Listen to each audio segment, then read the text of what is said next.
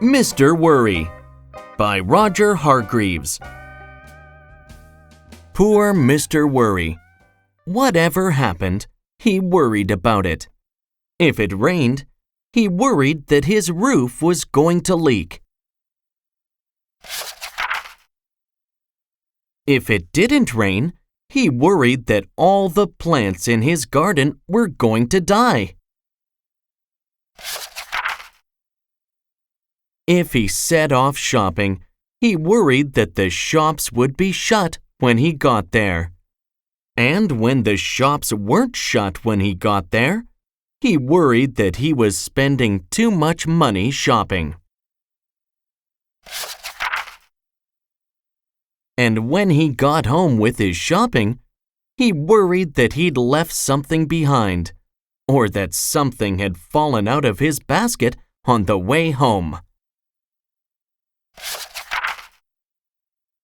And when he got home and discovered that he hadn't left anything behind, and that nothing had fallen out of his basket on the way home, he worried that he'd bought too much.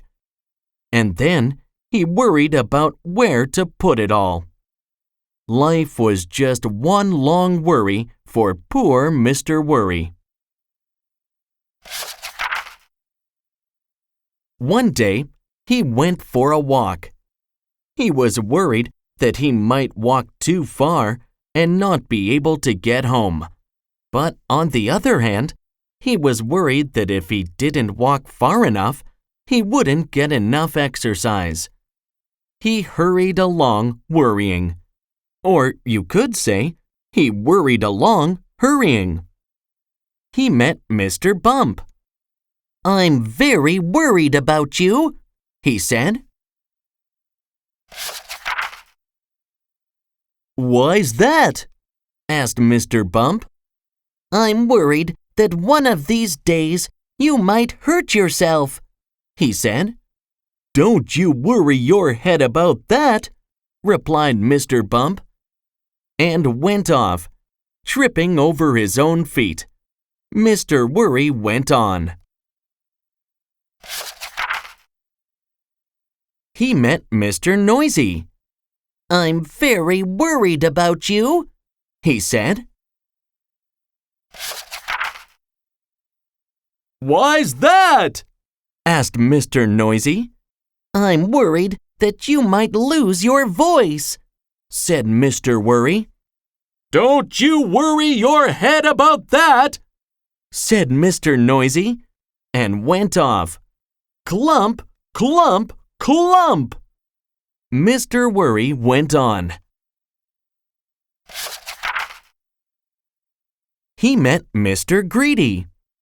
"I'm very worried about you," he said. "Why's that?" asked Mr. Greedy. "I'm worried that you might eat too much and be sick," explained Mr. Worry. "Me?" replied Mr. Greedy. "Eat too much? Impossible!" and went off for lunch. Mr. Worry went on. He met a wizard. "Hello," said the wizard. "Who are you?" "I'm Mr. Worry." "And you look it," commented the wizard. "Tell you what," he went on, for he was a helpful sort of a wizard. "Why don't you go home and write down every single thing that you're worried about, and I'll make sure that none of these things ever happen." He smiled. "And then you won't have anything to worry about, will you?" Mr. Worry smiled. It was the first time he'd smiled in a long time. In fact, it was the first time he'd smiled that year. He hurried home in great excitement. When he got home, he sat down to write out all the things that worried him. Every single thing. It was a long list. And then he went to bed and had the best night's sleep he'd had in years. The following morning, the wizard came round to collect Mr. Worry's list. "My goodness me," he said when he saw the size of it. "However," he said, "leave it to me. I'll go off and make sure that none of these things ever happen." And off he went. "Nothing to worry about now," he called over his shoulder. "Nothing at all." Mr. Worry heaved a sigh of relief. That day was the first day in Mr. Worry's life that he didn't have a single thing to worry about. And the next day, and the day after, and the day after that. On Monday, Tuesday, Wednesday, Thursday, Friday, Saturday, and Sunday, Mr. Worry didn't have a care in the world. But on Monday morning, he was a worried man. Oh dear!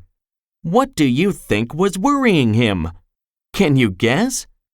He went to see the wizard. "Oh dear," said the wizard when he saw him standing on his doorstep. "What's worrying you?" "I'll tell you," said Mr. Worry. "I'm worried because I don't have anything to worry about." And he went home to worry about not having anything to worry about.